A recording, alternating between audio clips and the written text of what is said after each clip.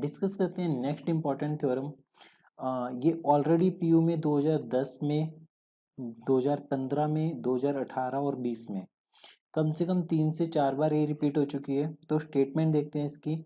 इसे 4 different way से पूछा जा सकता है। एक स्टेटमेंट है कि a division ring is a simple ring. A division ring is a simple ring. Next इसकी स्टेटमेंट पूछी जा सकती है आपसे कि a division ring has no proper ideal. A division show that a division ring has no proper ideals, has no proper ideal. Next जो statement पूछी जा सकती है वो ये है कि a field is a simple ring. A field is a simple ring, या फिर a field has no proper ideal. A field has no proper ideal. तो ये 4 स्टेटमेंट्स पूछी जा सकती है आपसे और इनका सोल्यूशन क्या रहेगा, सेम रहेगा। ठीक है, तो 2-3 चीजें समझते हैं। सबसे पहले सिंपल रिंग का मतलब क्या होता है। सिंपल रिंग का मतलब होता है कि जिसमें कोई भी आइडियल ना हो। सिंपल रिंग का मतलब होता है कि उसमें कोई भी प्रॉपर आइडियल ना हो, नो प्रॉपर आइडियल। सबसे पहली चीज। डिवीजन रिंग का मतलब क्या होता है। डिवीजन रिंग में आपके पास 3 प्रॉपर्टी सेटिस्फाई हो रही होती है। सबसे पहले ये एक रिंग होती है, इसमें यूनिटी एलिमेंट भी होते हैं, यूनिटी एलिमेंट होते हैं, और हर नॉन जीरो एलिमेंट यूनिट होते हैं। Every non zero element is a unit. Every non zero element is a unit.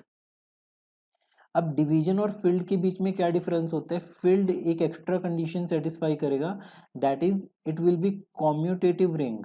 ये क्या होगा, कॉम्यूटेटिव रिंग होगा, प्लस यूनिटी भी होगी इसमें। यूनिटी का मतलब multiplicative identity, plus every non zero element is a unit, ये भी होगा। तो हमें क्या शो करने की डिवीजन रिंग सिंपल रिंग है। सिंपल रिंग का मतलब कि डिवीजन रिंग में कोई भी प्रॉपर आइडियल्स नहीं है। तो ऑन कॉन्ट्राडिक्शन हम मान लेंगे कि मान लेते हैं कि इसमें कोई आइडियल है। लेट, ये इसका सोल्यूशन पार्ट है, प्रूफ या सोल्यूशन पार्ट ले लेते हैं इसका। लेट आई, और आई आपके पास कोई नॉन जीरो है। आई क्या है, नॉन जीरो आइडियल है। B N ideal of, B N ideal of a division ring D, division ring D. ठीक है, then there exist, then there exist एक एलिमेंट एग्जिस्ट करेगा आपके पास, A belong to I, such that A is a unit, such that A is a unit. A क्या होगा, unit होगा।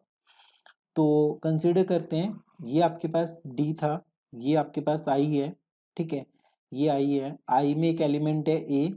ठीक है, तो ए क्या है आपके पास, यूनिट है। यूनिट होने का मतलब क्या हो गया कि ए इंटू बी किसके इक्वल हो जाएगा, 1 के equal. For some B belong to D, for some B belong to D.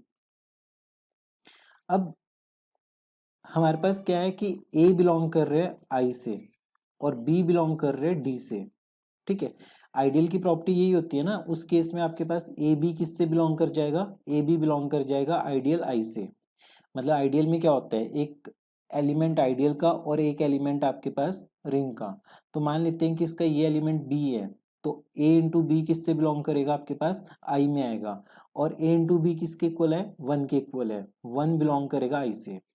और नेक्स्ट हमें पता है कि अगर 1 आइडियल से बिलोंग कर जाए, 1 आइडियल से बिलोंग कर जाए, उस केस में आइडियल ओरिजिनल रिंग के इक्वल हो जाएगा।